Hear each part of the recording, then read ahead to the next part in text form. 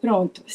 Bom dia, gente. Meu nome é Lara, eu sou monitora de imunologia de vocês. Eu vou acompanhar vocês esse semestre todo, junto com a outra monitora, que é a Marina. E eu fiquei responsável por essa primeira aula, que é Sistema Imune e uma visão geral, né? A Silvia, ela pediu para a gente colocar um caso clínico e ela gosta que as coisas sejam em inglês, certo? Então, ela pediu para botar um caso clínico em inglês, mas como eu sei que tem muitas pessoas que não falam, eu coloquei em português também, para quem quiser. E aí, ela pediu para fazer uma revisão bem rápida da aula, porque ela disse que não queria que eu desse uma aula e porque ela já passava, muito tempo dando aula, sabe? Então, é uma revisão rápida. E eu coloquei algumas questões no final. Se vocês tiverem alguma dúvida, por favor, vocês podem ligar o microfone, porque eu não consigo ver o chat. Então, qualquer dúvida, eu só vou conseguir ver no final. Vocês podem botar no chat, eu vejo no final da aula, ou vocês podem ligar o microfone, tá? E é isso, eu vou começar aqui. Pronto, a gente vai começar com esse caso clínico, que ela pediu para colocar em inglês, né?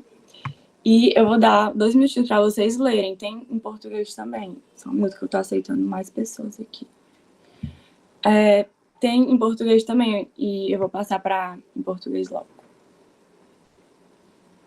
Eu vou dar 2 minutinhos para vocês lerem aí e colocarem no chat o que é que vocês acham.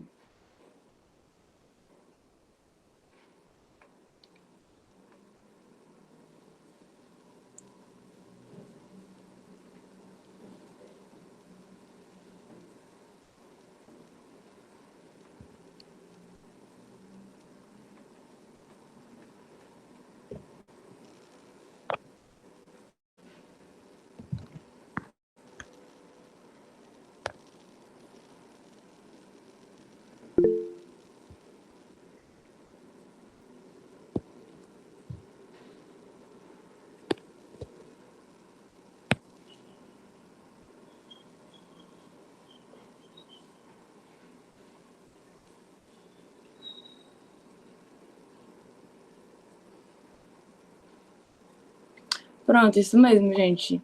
Ai, pera, tô aceitando mais pessoas. Pronto, é isso mesmo, a resposta aí tem C. O soro é uma imunidade passiva, né? E eu vou explicar já já, se alguém tiver dúvida, eu vou explicar no próximo slide que eu botei uma imagem, certo? Pronto, aqui a gente pode ver um exemplo de imunidade ativa e imunidade passiva. Quando a gente coloca o veneno de cobra no cavalo, ele vai produzir os antígenos, certo? Quer dizer, ele vai produzir os anticorpos, perdão. E aí, isso é uma imunidade ativa, ele está produzindo os anticorpos. Quando a gente coloca o soro na gente, por exemplo, eu fui picado por uma cobra, eu vou receber soro. Eu estou colocando o soro com os anticorpos já prontos em mim. Então, eu não vou ter que produzir nenhum anticorpo. Ele já vai estar pronto, entendeu? Então, por isso que é a imunidade passiva, porque a gente vai meio que receber esses anticorpos. A gente não está produzindo, entendeu? Então, isso é uma introduçãozinha. Eu vou explicar um pouquinho melhor. Agora, começando mesmo a aula, né? O que é o sistema imune? O sistema imune, ele é o sistema de defesa do nosso corpo contra diversos antígenos. E esses antígenos podem ser bactérias, fungos, helmintos, vírus, protozoários. E o objetivo do sistema imune é proporcionar justamente a imunidade, né? Proteção ao nosso corpo. Aí aqui é uma partezinha que ela colocou na aula, né? Sobre a história, sobre aquela história da varíola bovina, sabe? Que tem uma questão já que já caiu na prova falando sobre isso. Foi aquele experimento que aquele médico Edward Jenner fez, ele é um médico britânico, ele é conhecido até como pai da imunologia, e ele pegou pústulas, ele pegou o conteúdo de pústulas de pessoas que tinham a varíola bovina e injetou em um meninozinho chamado James. E aí depois ele pegou o conteúdo de pústulas de pessoas que tinham a varíola humana e injetou no James. E aí ele viu que não aconteceu nada, que ele não pegou a varíola humana, sabe? Aí ele praticamente viu que quando ele injetou a varíola, o conteúdo das pústulas da varíola bovina, o James tinha ficado imune, entendeu? E aí a gente vai até ver que a varíola ela foi a primeira doença a ser erradicada, né? Isso é tipo como se fosse uma vacinação, sabe? Enfim, Aí ele notou que as pessoas que tinham esse contato com a varíola bovina, elas ficavam imunes à varíola humana. Isso daí significa que a pessoa está com a imunidade adquirida, né? Agora, falando mais um pouco sobre imunidade passiva e imunidade ativa. Todos nós, a gente nasce com imunidade, né? A gente vai nascer com a imunidade inata. E aí, um exemplo disso, da passiva, é que o que é a passiva? O indivíduo vai receber os anticorpos sem que a gente precise adoecer, certo? Então, a gente vai receber os anticorpos, como no soro. Como, por exemplo, o bebê ele também vai receber a imunidade pela placenta da mãe, pela amamentação também. Porque pela placenta, a mãe vai passar os anticorpos IgG. E na amamentação, ela vai passar pelo leite materno os anticorpos IgA. Então, isso é um exemplo de imunidade passiva. O bebê está recebendo os anticorpos. Ele não precisou ficar doente para ele ter anticorpo, entendeu? É a mesma coisa quando a gente vai transferir plasma de uma pessoa. Uma pessoa que está com Covid, por exemplo, que teve Covid, a gente transfere esse plasma para as outras pessoas que estão com Covid. Isso é imunidade passiva, a gente não precisou produzir, certo?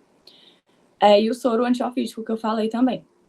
Agora, a imunidade ativa é o nosso sistema imunológico que vai produzir os anticorpos. A gente não vai receber eles de graça. A gente tem que ser, por exemplo, infectado ou vacinado para ter esses anticorpos, para produzir a resposta imune. A infecção, ela vai produzir uma resposta imune e anticorpos contra ela, e a vacinação, ela vai estimular a produção de anticorpos. E vale lembrar que a imunidade passiva e a imunidade ativa, elas são tipos de imunidade adquirida, certo?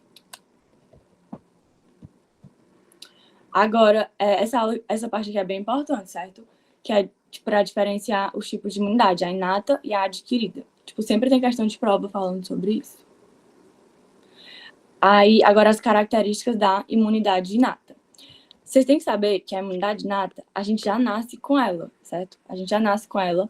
Ela vai ser nossa primeira linha de defesa. Então, tem uma infecção, quem vai agir primeiro é a imunidade inata. E ela tem uma resposta rápida, tipo, em horas. E ela, como a gente já nasce com ela, ela não requer uma exposição anterior ao antígeno. Então, por exemplo, eu não preciso ter contato com o antígeno para eu ter essa imunidade inata, porque eu já nasci com ela. Ela vai ter a participação ativa também dos fagócitos, que são tipo macrófagos, neutrófilos. Ela é inespecífica, ou seja, ela não tem especificidade. Ela vai responder, por exemplo, essa infecção com um certo patógeno, ela vai responder a essa infecção do mesmo jeito que ela vai responder para outro patógeno. Ela não tem uma especificidade. E ela também não tem memória imunológica. O que é a memória imunológica? Ela não vai guardar na memória dela se ela tiver contato com um antígeno, certo? Então, tipo assim, ela teve contato com um antígeno há um tempo atrás. Se ela tiver de novo, ela meio que não vai se lembrar que ela já teve contato e ela vai responder da mesma forma. Ela não vai responder melhor, não vai responder mais rápido, vai responder da mesma forma. Ela não se lembra que ela teve contato com esse antígeno, certo? E aí vale lembrar que a memória imunológica, ela é a base da vacinação, né? Então, por exemplo, quando o indivíduo ele é vacinado, o sistema imunológico ele vai entrar em contato com o antígeno da vacina e ele vai estimular essas células de memória que elas não vão esquecer esse contato que tiveram com o antígeno. Então, quando o antígeno entrar em contato de novo em uma reinfecção, essa defesa ela vai ser mais rápida, certo? Vai ser mais rápida e vai combater o invasor. Isso é a memória, isso é a base da vacinação. E na imunidade inata, a gente não tem memória imunológica, certo? Agora, falando um pouquinho dos componentes da imunidade inata. A gente tem a pele, a mucosa, cabelo, unhas, tudo isso vai fazer parte da barreira física. E a gente também tem proteínas e enzimas presentes nas secreções no plasma. Um exemplo delas é a proteína C reativa, PCR, acho que vocês já ouviram falar, que a gente pede geralmente quando alguém está com uma inflamação, né? Quando tem inflamação aguda, ela vai estar aumentada. E aí ela faz parte da imunidade inata. Também tem as defensinas e as catalicidinas e a lisozima e o ácido graxo. Agora, falando sobre as células de defesa da imunidade inata. Lara. Começa com o neutrófilo, que é uma das principais. Lembrando que, como células de defesa da imunidade inata, a gente já nasce com essas células prontas. A gente não precisa estimular elas funcionarem, certo? Então, o neutrófilo. O neutrófilo, ele é a célula mais numerosa que a gente tem. E eles são fagócitos, tá? A principal função do neutrófilo é fazer fagocitose. E a Silvia sempre fala, eles são doutores em bactérias, porque eles gostam de fazer fagocitose de bactérias. Não significa que eles não façam fagocitose de outros micro-organismos, mas eles gostam de bactérias, certo? Eles possuem grânulos também. E é importante lembrar que eles também estão aumentados na resposta inflamatória aguda, certo? São célula importante. Geralmente, eles vão estar aumentados nos processos inflamatórios agudos e eles também vão estar aumentados nas infecções bacterianas. O nome disso é neutrofilia, dá para ver no hemograma. Então, neutrofilia, vocês lembram de infecção bacteriana ou alguma inflamação aguda, certo? Macrófago. A principal função do macrófago é fazer a fagocitose de micro-organismos e restos celulares. E os macrófagos, eles vão, como é que eles vão fazer a fagocitose? Emitindo os pseudópolis e tal, e vão fagocitar os corpos estranhos. E eles vão secretar várias toxinas que vão participar do processo de migração dos neutrófilos para o tecido inflamatório. Mas isso vocês vão ver melhor, acho que é na próxima aula. A célula NK. É importante vocês saberem que ela vai matar células infectadas por vírus e células tumorais. E elas possuem grânulos ricos em proteínas, que são as perforinas e as granzimas. O eosinófilo. O eosinófilo vai fazer defesa contra helmintos, contra os vermes. Geralmente eles são tipo corados de rosa, né? E eles podem estar aumentados em processos alérgicos e também podem estar aumentados nas verminoses. Então, vocês vão, por exemplo, se a pessoa está com uma verminose, vocês vão conseguir ver no hemograma que os eosinófilos vão estar aumentados. Ouvindo? O nome Tem um disso pessoal é querendo entrar. eosinofilia, certo? Agora os basófilos. Os basófilos, eles são granulócitos. Eu acho que ela não abordou muito assim. E eles são ricos em histamina e heparina. Os monócitos, eles são fagócitos mononucleares. E o monócito, ele vai se encontrar no sangue.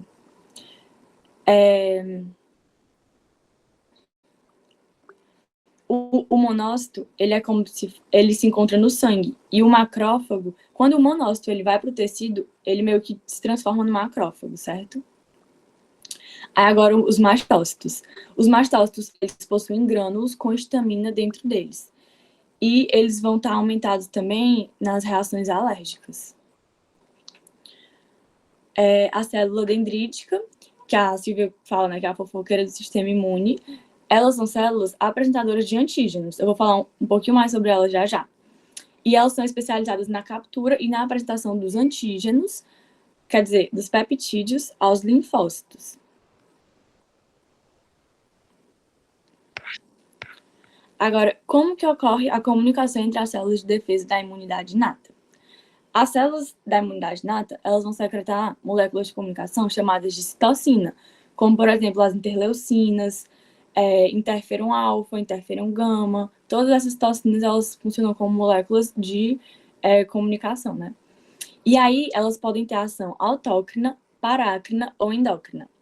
A ação autócrina é quando, por exemplo, tem nessa imagem que eu coloquei, é o macrófago.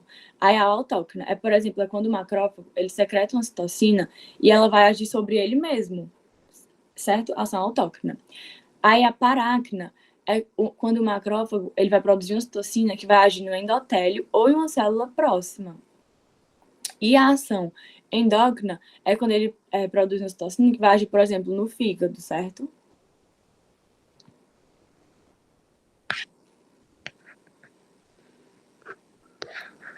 Agora, como que os fagócitos vão reconhecer os patógenos?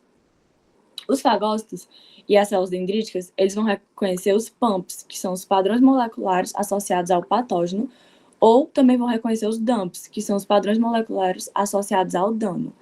E eles vão reconhecer com seus receptores de reconhecimento padrão, certo? Então, na imunidade inata, eles vão reconhecer principalmente por meio dos PAMPs e DAMPs. Agora, falando um pouquinho sobre a célula dendrítica. Quando é que a célula dendrítica vai entrar em ação? Se a imunidade inata falhar. Ah, mas como é que eu sei que a imunidade inata falhou? Quando a gente adoeceu. Então, Quando a imunidade inata falhar, vai ser a hora da célula dendrítica entrar em ação, porque ela vai funcionar como uma ponte entre a imunidade inata e a imunidade adquirida. Quais são as funções da célula dendrítica?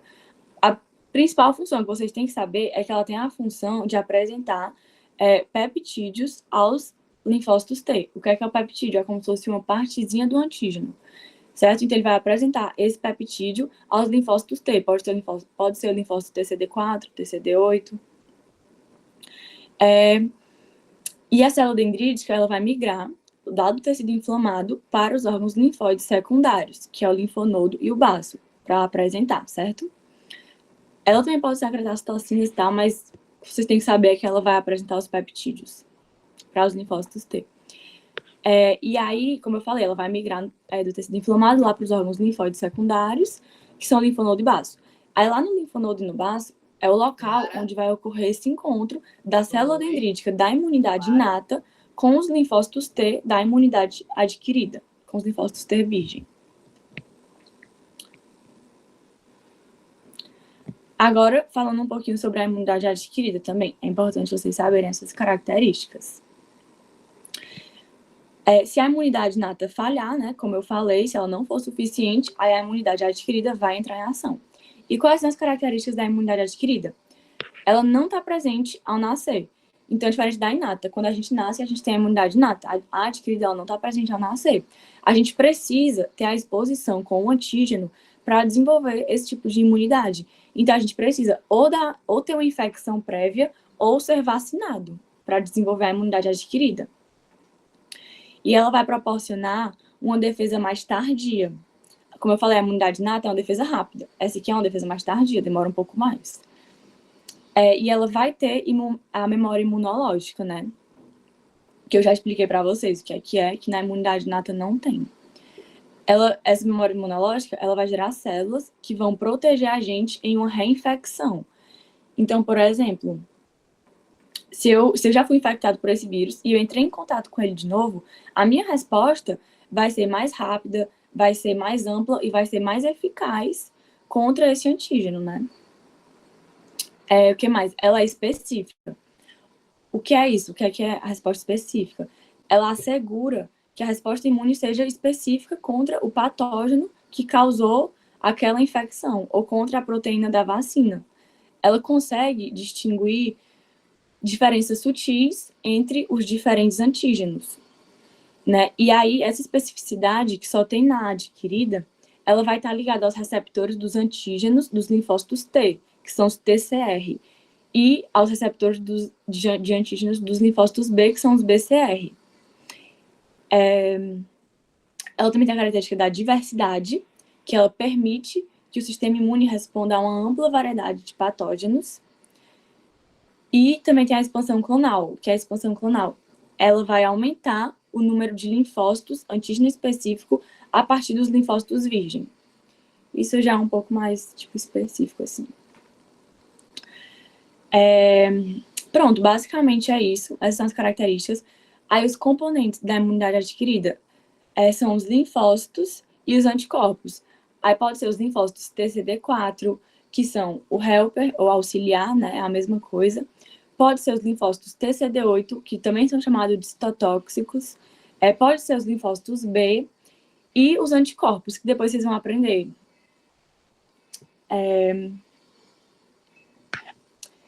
E pronto, gente, foi basicamente isso.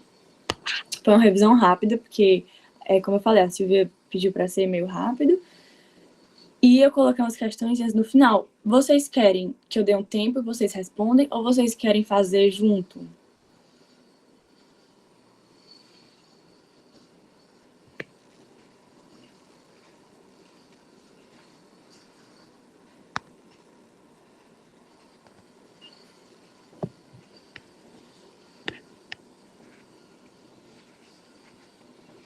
Lara, você está entre nós.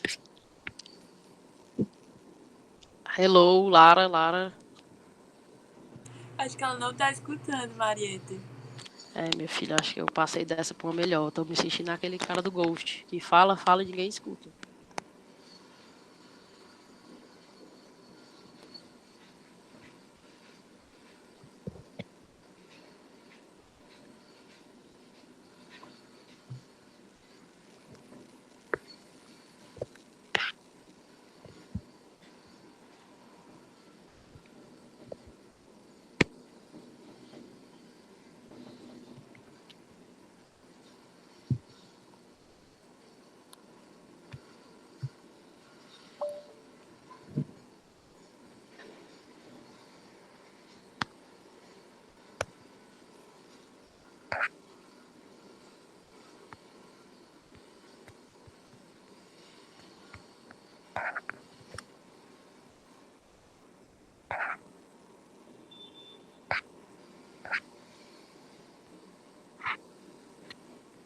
Gente, eu não tinha visto que tinha gente pedindo pra entrar. Eu falei que eu não consegui ver o chat, né?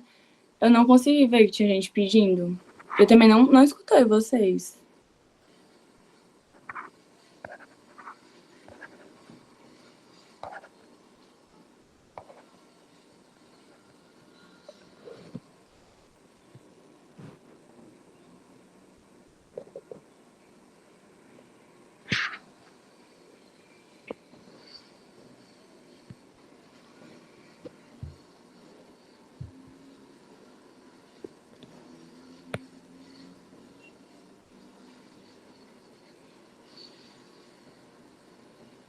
Pronto, eu vou ler aqui, certo? Paula, uma menina de 11 anos de idade, recebeu a vacina de reforço do tétano contra o vírus Clostridium tetani, antes de partir para um acampamento de férias de 2 semanas com caminhadas diárias nas trilhas. Qual a principal característica do sistema imune que está sendo trabalhada com a vacina recebida pela Paula?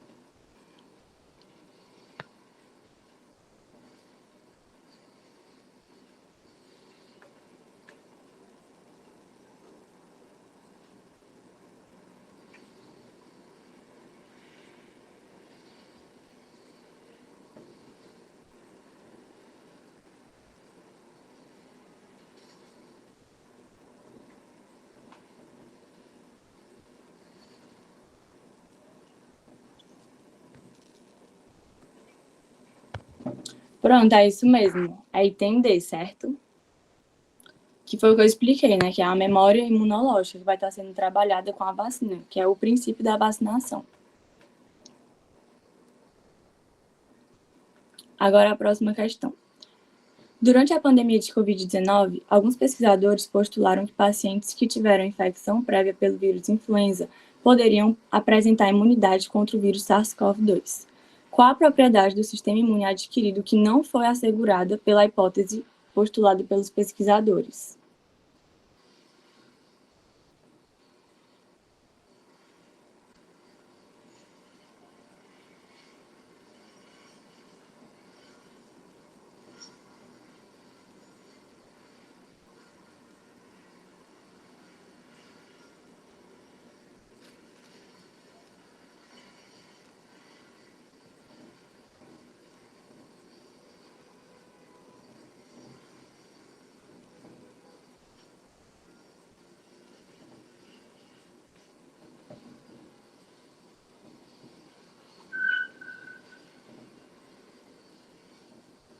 Pronto, isso mesmo, é o item D.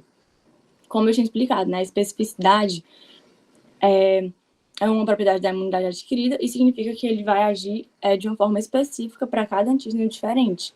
Então, quando eles falam que pessoas que tiveram infecção prévia pela influenza poderiam apresentar imunidade pelo vírus do SARS-CoV, eles não estão assegurando, né, essa propriedade que é a especificidade, certo?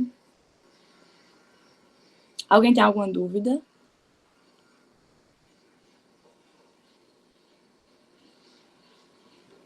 Pronto, vou tentar explicar de novo. Lembra que eu te expliquei o que é a especificidade? Ela é uma propriedade do sistema imune adquirido. O que é que vai ser a especificidade? O sistema imune ele vai ter essa capacidade de responder de uma forma específica para cada patógeno. Então, por exemplo, ele vai responder de uma forma específica para o vírus da influenza e de outra forma para o vírus do SARS-CoV-2, entendeu?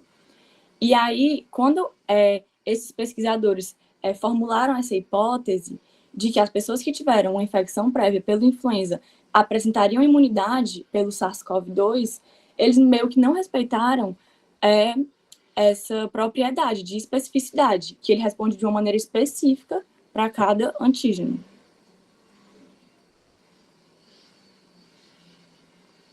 Deu para entender melhor?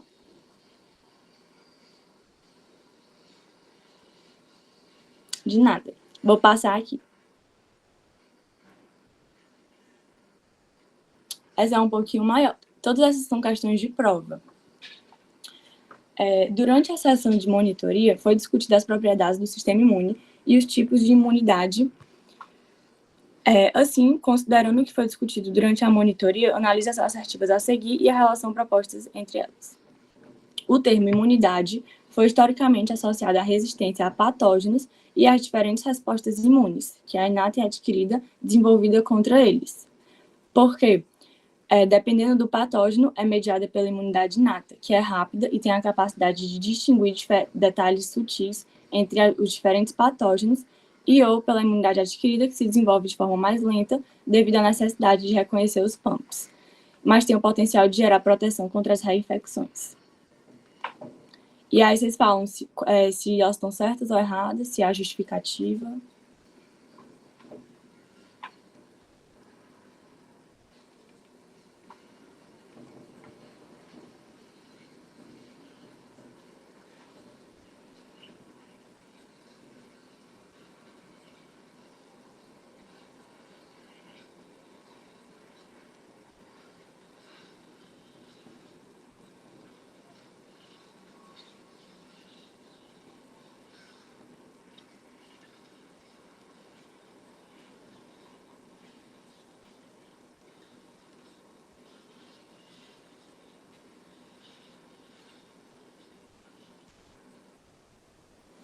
Pronto, eu vi aqui que vocês colocaram A, né? O item certo é C, porque o primeiro item está correto. O termo imunidade foi historicamente associado à resistência a patógenos e às diferentes respostas imunes inata e adquirida, desenvolvida contra eles. Essa está certa. Agora a 2 está errada. Por quê? Ele fala assim, dependendo do patógeno, é mediado pela imunidade inata, que é rápida, certo? E tem a capacidade de distinguir detalhes sutis entre os diferentes patógenos. Ela não tem essa capacidade. A inata, ela não tem capacidade de distinguir esses detalhes sutis. Isso é uma característica da adquirida, que é a especificidade, certo? Ela vai conseguir distinguir. A inata, foi o que eu falei, ela não tem especificidade, ela não vai conseguir. Continuando, né, a questão. E ou pela imunidade adquirida, que se desenvolve de forma mais lenta, certo? A imunidade adquirida, ela realmente é mais tardia, ela é a defesa mais tardia. Mas aí ele fala, devido à necessidade de reconhecer os PAMPs. Os PAMPs fazem parte, quem reconhece é a imunidade inata, não é a adquirida. Então também está errado. Mas tem o potencial de gerar proteção contra as reinfecções, verdadeiro. A adquirida realmente tem esse potencial de gerar proteção nas reinfecções, que é a memória imunológica. Vocês conseguiram entender por que está errado o item 2? Posso repetir? A primeira, tá certo. O termo imunidade, ele foi historicamente associado à resistência aos patógenos e às diferentes respostas imunes. Isso daí tá certo. Aí o item 2 tá errado, porque ele fala assim, ele fala que a imunidade inata é rápida, certo? A imunidade inata, a gente já nasce com ela, é a primeira linha de defesa, ela é rápida. Mas ele fala que ela tem a capacidade de distinguir detalhes sutis entre os diferentes patógenos. E ela não tem essa capacidade, entendeu? Quem tem a capacidade de distinguir esses detalhes bem pequenos entre os patógenos é a imunidade adquirida. E aí ele fala também que a imunidade adquirida, que ela se desenvolve de forma mais lenta, certo? A defesa mais tardia. Mas aí ele fala que é devido à necessidade de reconhecer os PAMPs. Quem reconhece os PAMPs é a imunidade inata, não é na adquirida.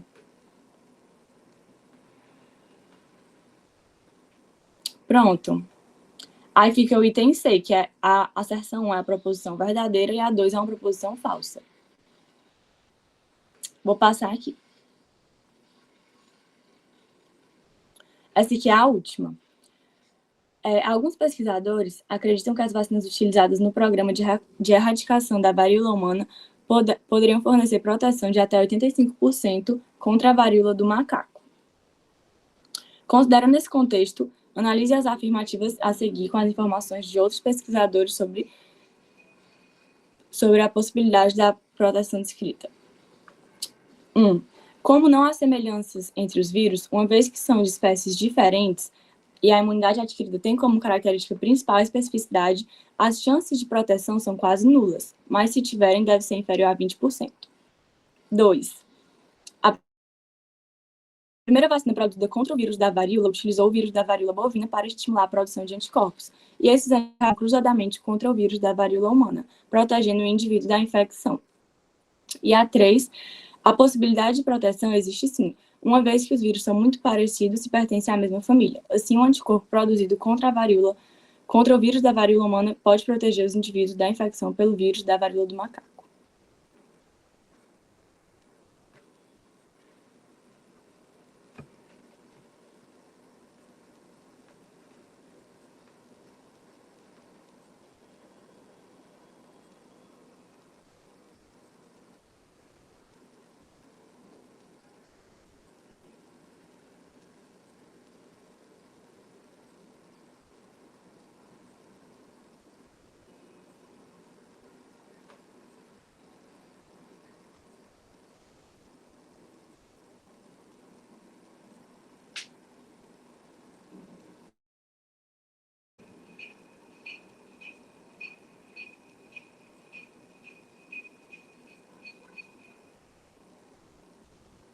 Pronto, é isso mesmo, gente, é o item D.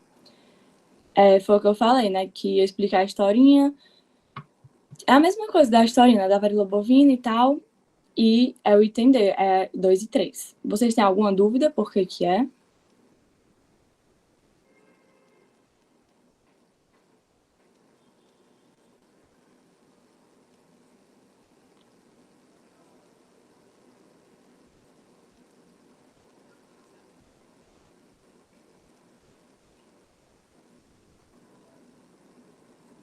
Certo.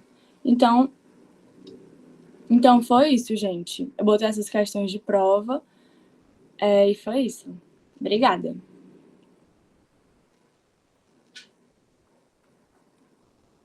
De nada.